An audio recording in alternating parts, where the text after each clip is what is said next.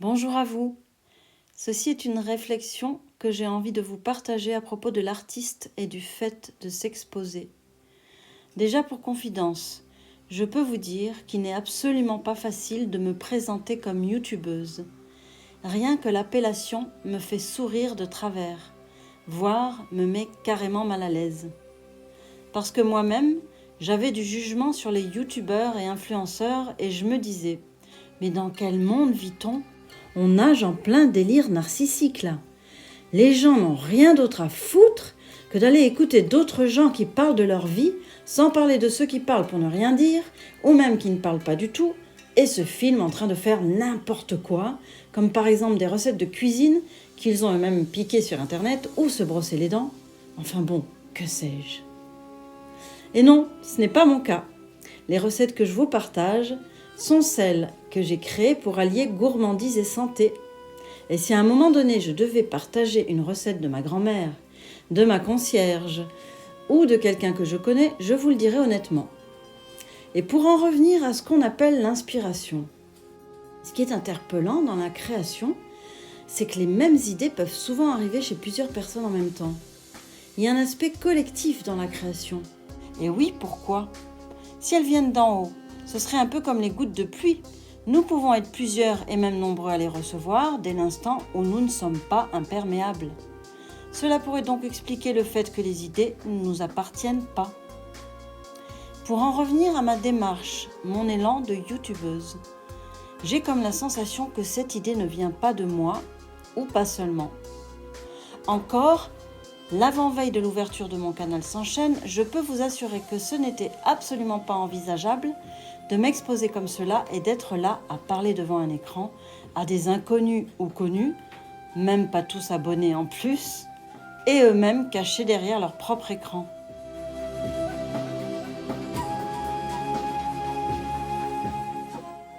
L'autre jour, à la Vigne Philosophe, où nous étions invités pour présenter les œuvres de l'artiste Laure, dont vous voyez ici les créations, Michel m'a poussé à parler de mon canal YouTube.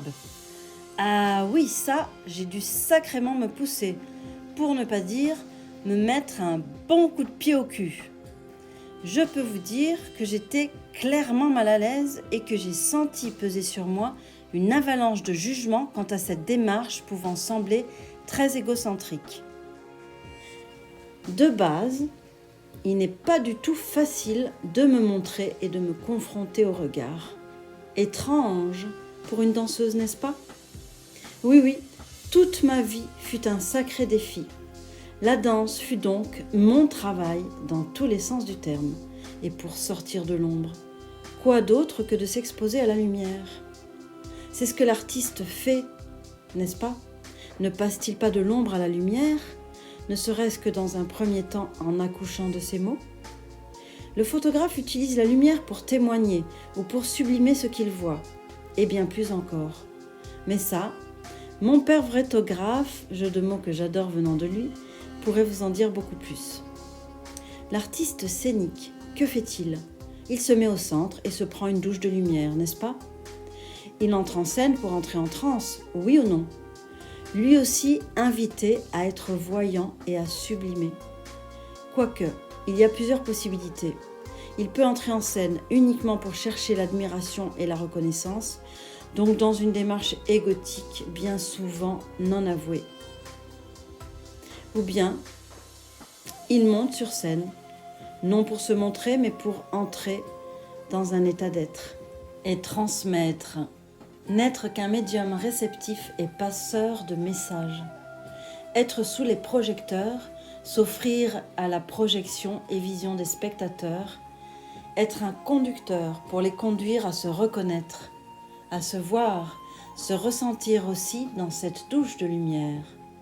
L'artiste se met alors au service d'une intention d'amour et de joie qui dépasse la petite personnalité égoïste et narcissique de celui qui pratique l'art triste.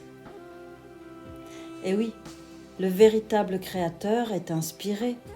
Il ne crée pas par sa volonté, mais reçoit l'inspiration pour l'offrir et non la récupérer dans le but de se valoriser.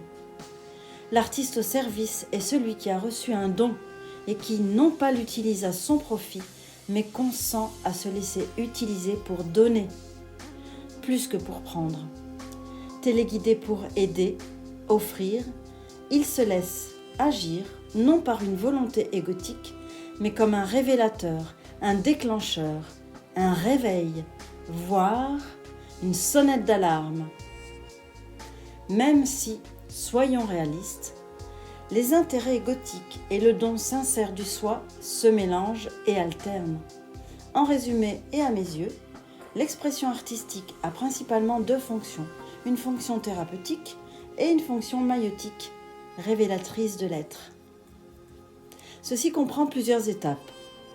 Dans un premier temps, se libérer de ses mots pour ne pas dire vomir ou déverser ses poubelles sur une page blanche, une toile, un espace vide. Certains peuvent rester à ce stade-ci de l'art triste.